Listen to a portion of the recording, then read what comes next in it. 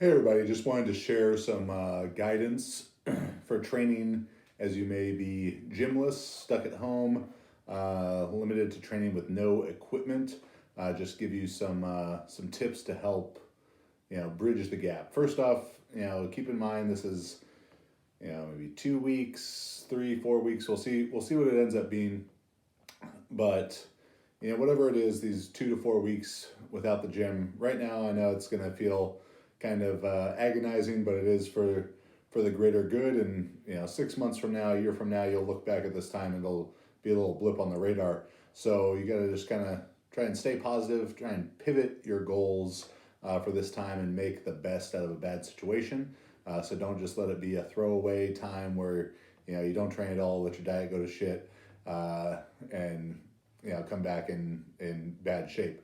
So a couple goals during this gymless training time.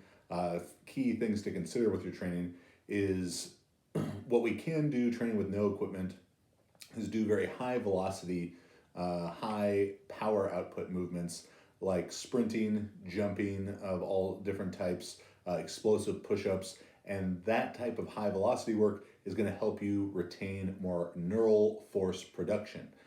So then on top of that, we need to look at retaining muscle and doing very high volume body weight exercises, push-ups, air squats, lunges, pull-ups, inverted rows, so on and so forth, is going to help you retain as much muscle mass as you can through this time, however long it may be.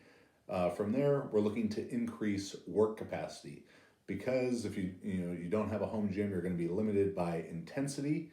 We're going to need to get training effect through controlled rest periods, through training to low reps in reserve, like training to failure, training with high frequency, moving at a fast pace. So maybe a month from now when you're back in the gym, maybe you're a little bit weaker, but you've got greater work capacity, so you're able to get back into doing more work and get yourself back into shape faster. And finally, if you've been dealing with some nagging injuries, this is going to be a great time to address those, as well as just introduce different movement patterns, planes of movement that may often be neglected in your normal powerlifting or weightlifting training.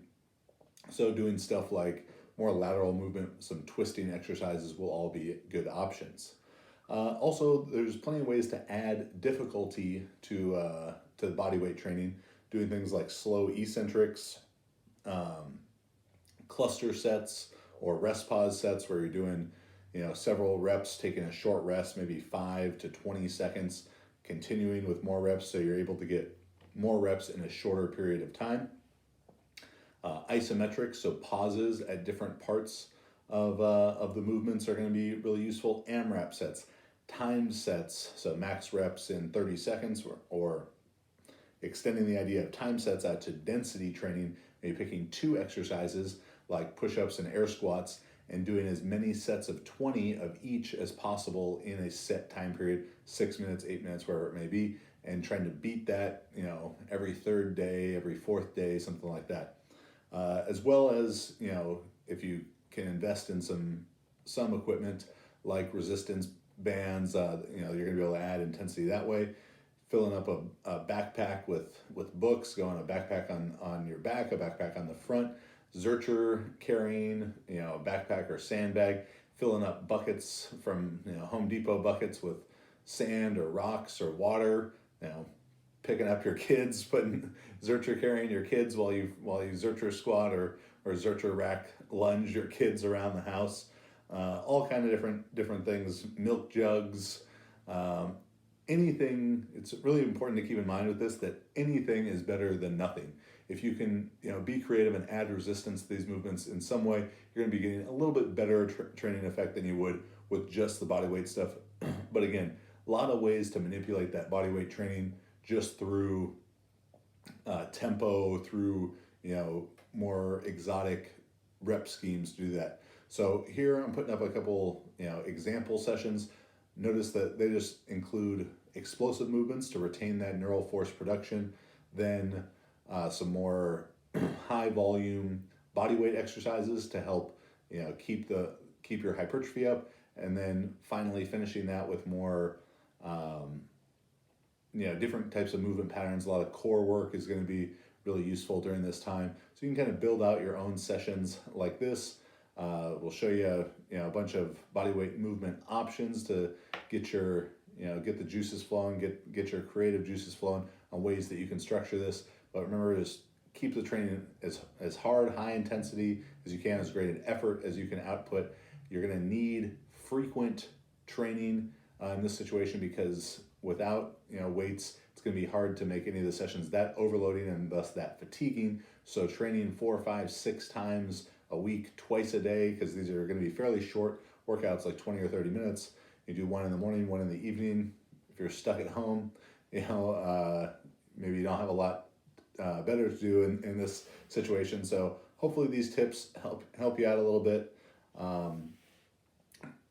Just remember, it's a short time in the grand scheme of things. It's important that we're staying home, staying away from those public gatherings, so all of this stuff can get taken care of. So hopefully this helps you out some. Also, don't forget that this is a great time to learn more about training. So if you want to check out the Juggernaut YouTube 250K book, I curated over 40 hours of our best content by topic. So if you want to take a deep dive into squat technique, into program designed for powerlifting, program designed for weightlifting and movement and mobility, sport performance training, all organized by topic, setting it up for you to really make some deep dives and some brain gains. Speaking of brain gains, you can use the coupon code BRAINGAINS with a Z to get 25% off any book at jtsstrength.com. Find those links up in the corner, down in the video info. Thanks for watching. Stay safe out there.